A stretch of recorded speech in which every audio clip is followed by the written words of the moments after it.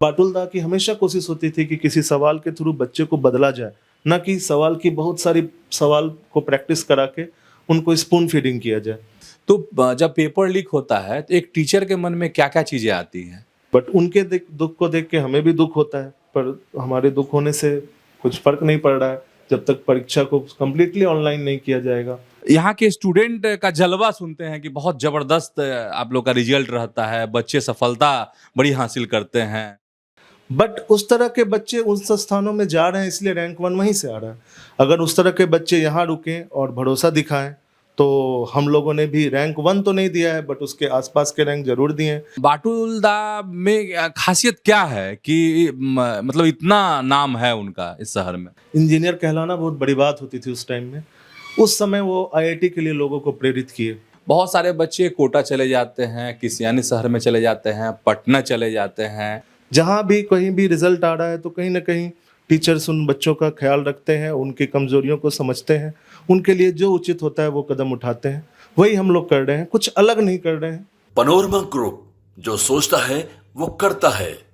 नमस्कार, आप देख रहे हैं न्यूज हाट। मैं हूं चंदन झा। पूर्णिया में है और पूर्णिया में प्रबुद्धम कोचिंग है। बड़ी शानदार पढ़ाई होती है और शानदार लोग भी हैं हमारे साथ। उसके डायरेक्टर हैं कुमार गौरव। बहुत बहुत स्वागत है आपका न्यूज हाट में। Thank you sir. अच्छा गौरव जी, प्रबुद्धम एक तो नाम अपने आप में यूनिक है, नहीं? और यहाँ के स्टूडेंट का जलवा सुनते हैं कि बहुत ज़बरदस्त आप लोग का रिजल्ट रहता है, बच्चे सफलता बड़ी हासिल करते हैं।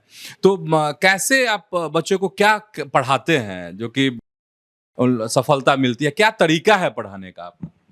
हाँ, सबसे पहले तो नाम की बात आप कह रहे हैं तो ये प्रबुद्धम नाम, प्रबुद्ध मैंने सोचा था, उसमें माँ मेरे गुरु बाटुलदा सर ने लगाया। इससे थोड़ा अच्छा वाइब्रेशन आ रहा है इस नाम से, तो आपको भी पसंद आया, अच्छी बात है। और जहाँ तक रिज़ल्ट की बात है हमारे इंस्टीट्यूट में, हाँ, इंडिया के लेवल पे या नेशनल लेवल पे अभी और आगे अच्छा करना बाकी है। बट अभी भी आप देखेंगे कि IOQM में बिहार टॉपर हमारे यहाँ का ही बच्चा है, जो मैथ्स ओलंपियाड का जो पहला स्टेज होता है उसमें स्टेट टॉपर हो रहा है। नेक्स्ट RMO होने वाला है, उसमें भी उम्मीद कर रहे हैं वो हाईएस्ट रहेगा। इंडिया में भी उसका कुछ रैंक होगा। क्या नाम क्या है उसका? उसका नाम शुभम उपड़ोजिया है।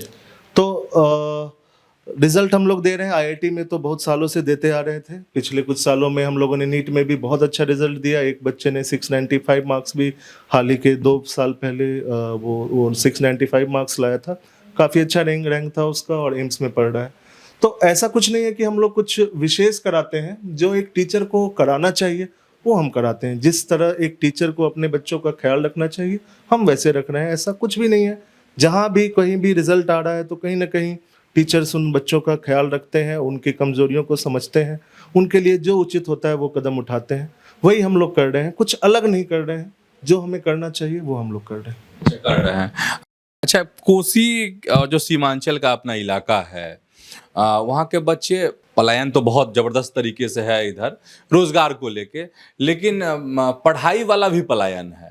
बहुत सारे बच्चे कोटा चले जाते हैं, किसी अन्य शहर में चले जाते हैं, पटना चले जाते हैं। तो क्या वाकई में अच्छे टीचर नहीं हैं इलाके में? मतलब क्या है कि बच्चे चले जाते हैं, या एक माइंडसेट है?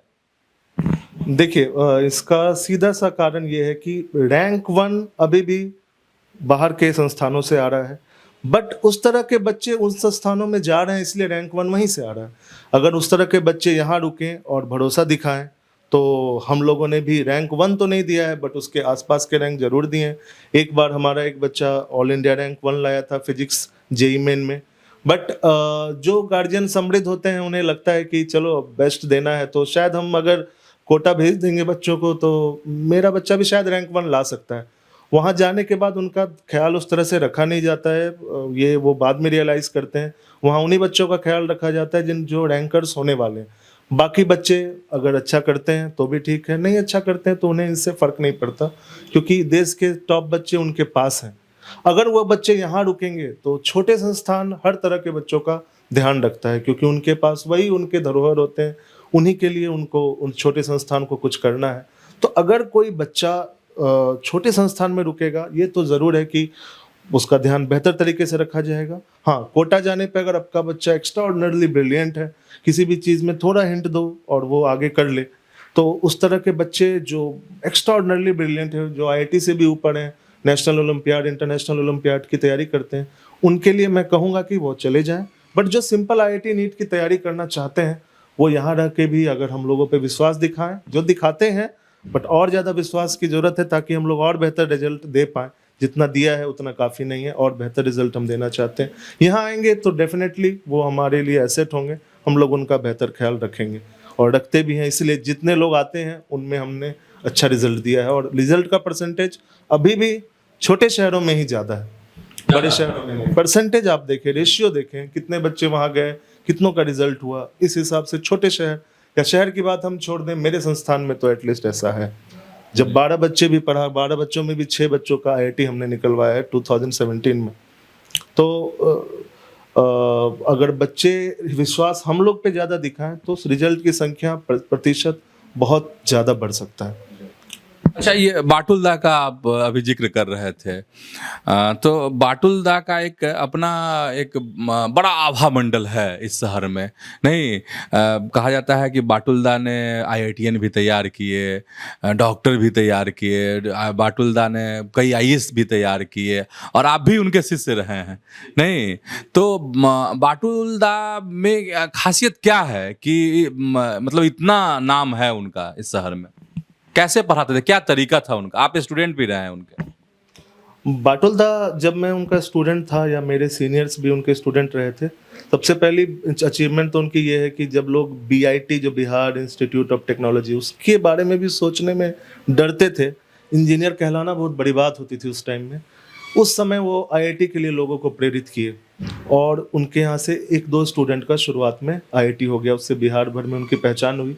फिर उन्होंने भी समझा कि मेरी ज़रूरत पूर्णिया को है, मैं कुछ अलग कर सकता हूँ। तो वो वैसे तो बैंक में ही एक स्टाफ थे, बैंक ऑफ बड़ौदा के स्टाफ थे वो, लेकिन बचे हुए जो टाइम थे जब बैंक से वो आते थे, वो सारा का सारा ध्यान उनका इस पे रहता था।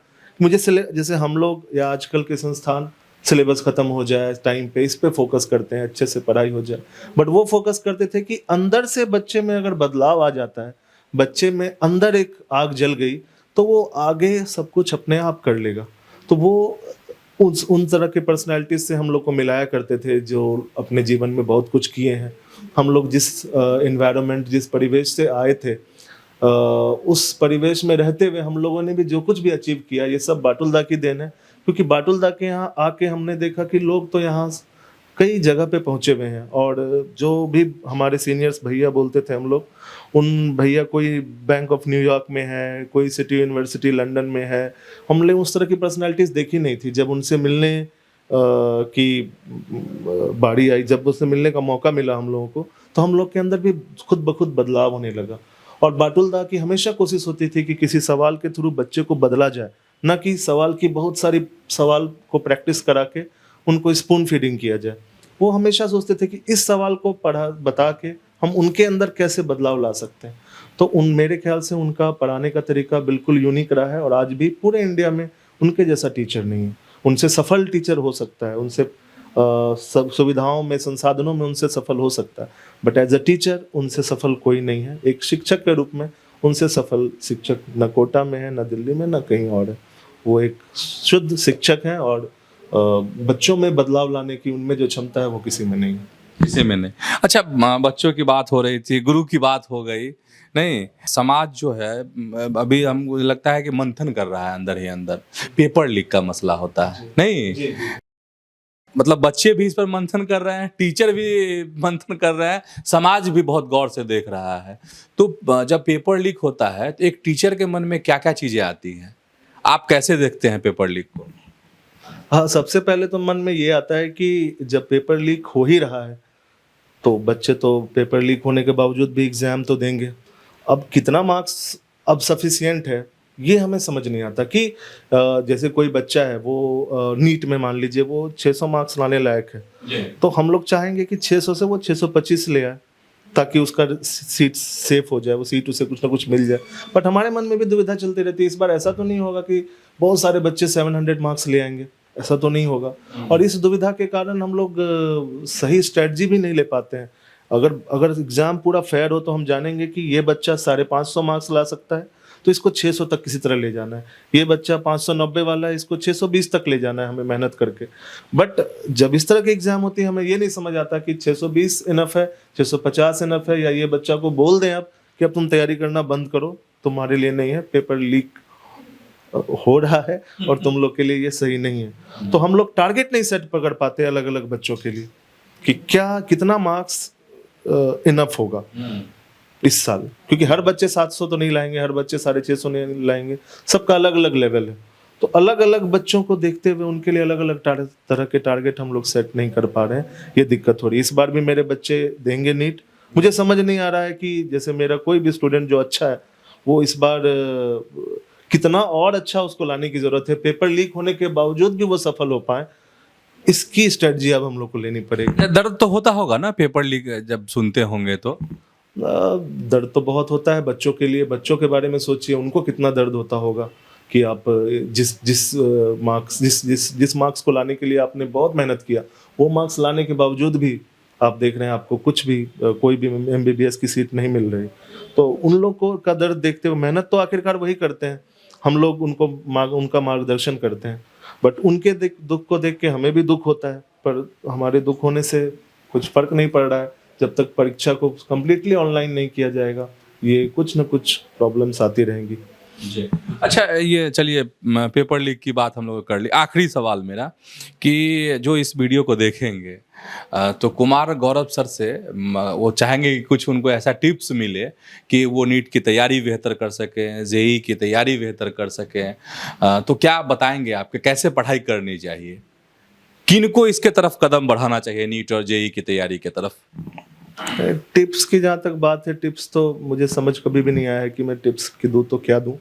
बस आप ऐसा समझें कि अगर आप डॉक्टर बनते हैं या कोई बड़े इंजीनियर बनते हैं तो जो कुछ भी मिलता है आपको मिलता है, इसलिए आप इस जिम्मेवारी को समझें कि मेरा फ्यूचर कुछ शेप लेने जा रहा है और इस फ्यूचर को शेप देने में मेरी जो ड्यूटी है, मेरी जो रिस्पॉन्सिबिलिटी है, उसको हम समझें। आखिरकार आप जब भी कुछ अचीव करते हैं उससे आपके परिवार बदल जाता है, आपका परिवार ही कम्प्लीटली बदल जाता है। जिस भी परिवेश से आप आ रहे हैं, आपका परिवार समृद्ध भी है तो भी आपको एक प्रतिष्ठा मिलती है जब आप कुछ बड़े एग्जाम को क्रैक करते हैं। तो आप ये समझें कि ये आपकी ज़रूरत है, इसके थ्रू आपको रोटी कपड़ा मकान मिलेगा, सिर्फ इतनी ही बात नहीं है, आप बौद्धिक रूप से भी बहुत आगे बढ़ेंगे और अच्छे अच्छे स्टूडेंट्स के बीच रहेंगे तो आपका विकास भी उस तरह का होगा। कॉलेजेस तैयारी कैसे करें नीट की और IIT जेई की? बस समझ लें कि आपके अंदर अगर जिम्मेवारी की भावना आ जाएगी, तैयारी आप खुद ही कर लेंगे, कैसे करना है वो भी आप खुद ही समझ जाएंगे। तो एक कोई पर्टिकुलर टिप्स नहीं है कि इतने घंटे पढ़ो, जितना ज़्यादा हो सके पढ़ाई करो। और जब भी सेल्फ स्टडी की बड़ी भूमिका है ना, स्टडी की भूमिका है। जहाँ तक टिप्स की बात आप जो सुनना चाह रहे हैं तो एक छोटा टिप्स बस वही देना चाहूँगा कि एग्जाम के आखिरी 6 महीने में जब भी क्वेश्चन करें, घड़ी देख कर क्वेश्चन करें, ना कि आप देखें कि 1 घंटे में हम कितना कर पा रहे हैं। इससे बहुत सारे बच्चों को मैंने देखा है कि बहुत फायदा हुआ है। बट ये एक टिप्स है, आप बस अपनी जिम्मेदारी समझ लें, किसी टिप्स की आपको जरूरत नहीं पड़ेगी, ये सारे टिप्स आप खुद ढूंढ लेंगे और एग्जाम क्रैक कर लेंगे। चलिए, बहुत बहुत धन्यवाद न्यूज हाट से बात करने। जी, thank you sir, thank you. तो कुमार गौरव थे, शहर के बड़े टीचर हैं और कोचिंग चलाते हैं। कई स्टूडेंट को इन्होंने मेडिकल की दहलीज पर और इंजीनियर बनने की जो दहलीज होती है IIT या अन्य जो इंजीनियरिंग संस्थान है वहाँ तक पहुँचाने में इनकी बड़ी भूमिका रही है। तो ऐसा ही जुड़े रहिए न्यूज हाट के साथ, खबरों से अपडेट रहिए। धन्यवाद, नमस्कार।